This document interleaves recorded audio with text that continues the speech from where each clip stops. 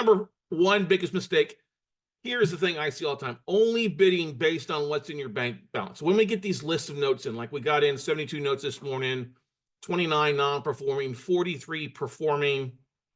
I see people when they come in the note investing space or they go to these crappy online portals, they only look at what's in their bank account, their checking account, their savings account, their self-directed IRA, and they only bid on one note that would qualify for that. So like if I only got 8 grand in my IRA, they're only going to bid 8 grand on one note.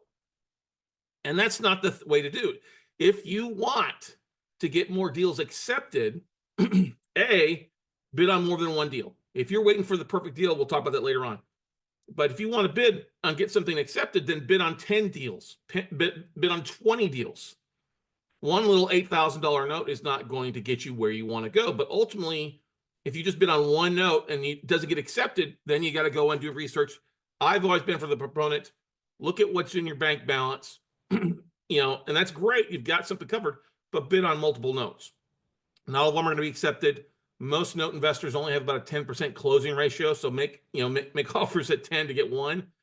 You'll cancel the rest. If you get all 10 accepted, which rarely happens, you'll end up cutting back, slicing, dicing through due diligence or value, stuff like that. We had one student, a coaching student at Dallas. He bid on 14 notes his first time out, got 14 accepted. He was all stressed out, but ultimately he only ended up closing on one deal. All right. Now, for those of you who have zero in your bank account, zero in your bank balance, guess what? Still bid on stuff. If you land a good deal and you avoid one of the mistakes later on, we're going to talk about, good deals find money.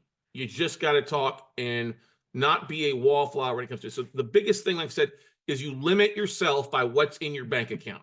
Does that make sense, everybody? Like, I only got 20 grand in my IRA account. That's all I'm going to bid on.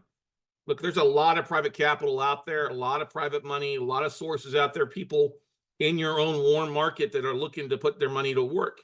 You just got to go find a deal. So don't have that limited belief of I can only bid on what's in my checking or savings or IRA account. Don't do that.